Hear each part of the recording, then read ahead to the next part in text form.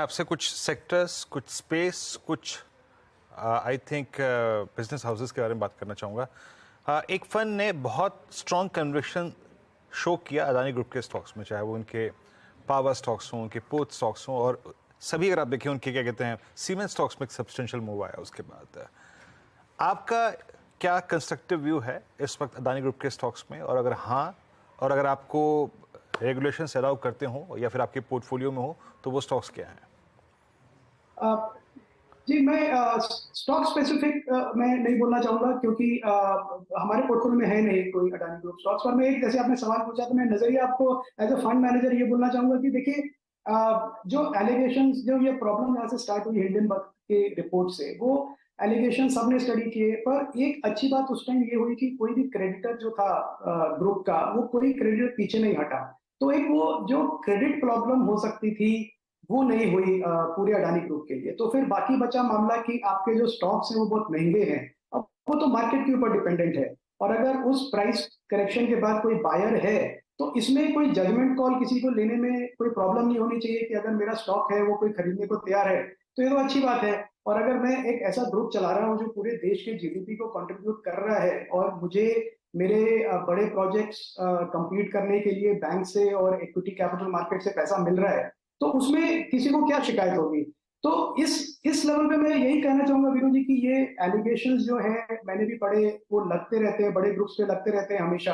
पर अगर एक इंडिपेंडेंट एंटिटी सेबी जैसा अपना खुद का वो कर रहे हैं इंडिपेंडेंट रिव्यू, और उन्होंने समय मांगा है सुप्रीम कोर्ट से, तो उनको समय दे देना चाहिए।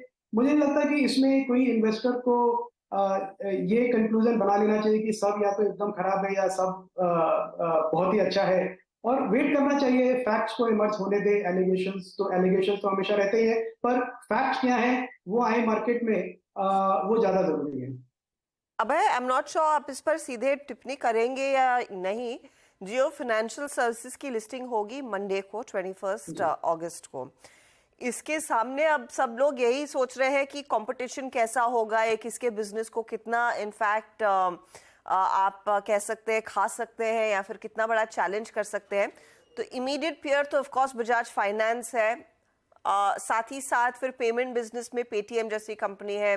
इंश्योरेंस बिजनेस में सब लोग देखना चाहेंगे कि अगर ये डिजिटली बिजनेस को और स्केल करेंगे तो कितनी बड़ी टक्कर ये पीवी फिनटेक जैसे प्लेयर्स को देंगे। इन न्यू एज कंपनियों में क्या आपको लग रहा है कितना बड़ा चैलेंज के तौर पर Jio financial services as an entity दिखाई दे सकती है, और क्या उस लिहाज से फिर फंड्स की भी थोड़ी बहुत रीशफलिंग होती हुई दिखाई देगी? इन न्यू एज से निकलकर जियो की तरफ शायद कुछ लोग जाएंगे, क्या आप उस पर विचार करेंगे? मैं पर्सनली बहुत एक्साइटेड हूँ जियो फाइनेंस की लिस्टिंग के लिए। हम वेट कर रहे हैं as a fund to get an opportunity कि हमें भी एक मौका मिले at the right price, right valuation. वो देखना पड़ेगा किस वैल्यूएशन पे लिस्ट होता है, और वो हमारे वैल्यूएशन मॉडल में फिट होता है कि नहीं। पर उसके अलावा मुझे लगता है ये बहुत अच्छा एक डेवलपमेंट है हर्षदा जी की, ये इतनी बड़ी कंपनी लिस्ट हो रही है इतने बड़े ग्रुप की। क्योंकि इंडिया में अगर जीडीपी ग्रोथ होगा तो उसके लिए हमको बड़े प्लेटफॉर्म चाहिए। एक बजाज फाइनेंस या एक एचडीबी फाइनेंशियल काफी नहीं है क्रेडिट डिमांड को सपोर्ट कर पाने के लिए, जो आता है काफी अनसिक्योर्ड लेवल से भी, और जो बैंक्स भी नहीं हैंडल कर पाते हैं।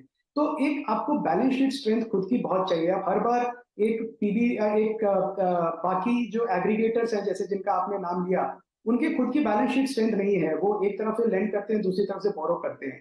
पर अगर ऐसे प्लेयर्स आए जिनकी खुद की बैलेंस शीट इतनी स्ट्रांग है कि वो बड़ा बिजनेस लेंडिंग का बना सके, और उसके साथ साथ बाकी कंज्यूमर फाइनेंस सर्विसेज भी प्रोवाइड कर सके, जैसे आपने कहा इंश्योरेंस है, क्रेडिट कार्ड है, म्यूचुअल फंड है, जो एसेट लायबिलिटी दोनों का इंपैक्ट करता है, तो आई थिंक मार्केट में बहुत बड़ी नीड है ऐसे प्लेयर की, और जियो फाइनेंस उस नीड को फुलफिल करेगा, मुझे लगता है। अब इसमें जो फंड्स जिनके पास ये स्टॉक आया है because of their past holding in Reliance, वो क्या करेंगे वो मुझे मालूम नहीं है अभी, क्योंकि टेक्निकली एडजस्टमेंट्स क्या होंगे पोर्टफोलियोज में वो मंडे ट्यूसडे को ही पता चलेगा। पर ओवरऑल हर्षदा, बड़ा एक्साइटिंग डेवलपमेंट है। इन्वेस्टर्स को मौका मिलेगा एक और बड़ी कंपनी में, फाइनेंशियल सर्विसेज कंपनी में पार्टिसिपेट करने का। हाँ, ये एक बड़ा प्ले आता हुआ दिखाई देगा और देखना यही है कि ये एक चैलेंजर के तौर पर जब खड़ा होगा तो बाकी जो इसका पीयर सेट है अलग अलग बिजनेसेस में उन पर क्या इम्पैक्ट आता है, वहां पर फ्लोज पर क्या इम्पैक्ट आता है।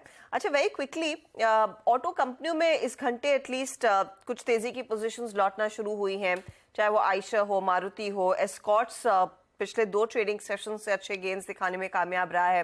अभय, बिक्री के आंकड़े हमने देखे, नतीजे देख लिए, क्या पोजीशनिंग है इस समय ऑटो में आपकी? जी, ऑटो में अभी पोर्टफोलियो में कुछ भी नहीं है, क्योंकि मुझे लगता है जो आसान पैसा बनना था ऑटो सेक्टर में वो बन चुका है। हमने काफी रन अप देखा, टाटा मोटर्स लीडिंग प्लेयर है। मुझे नहीं लगता उनमें कोई करेक्शन आएगा, मुझे लगता है नंबर्स इंप्रूव होंगे क्योंकि ये साइक्लिकल इंडस्ट्रीज है। 5 साल का इन्होंने एक डाउनटर्न देखा था और अब एक अपसाइकिल देख रहे हैं। Commercial vehicles, 4 wheelers, agro vehicles, तो ये सारा स्पेस, ये सारी कंपनीज अच्छा करेंगी और इनके साथ साथ इनके एंसिलरीज भी अच्छा करेंगे हर्षदा। और हम भी देख रहे हैं मौका कहाँ पे इन्वेस्टमेंट का मिले एक अच्छे वैल्यूएशन पे जो हमको हमारा डिजायर्ड रिटर्न दे।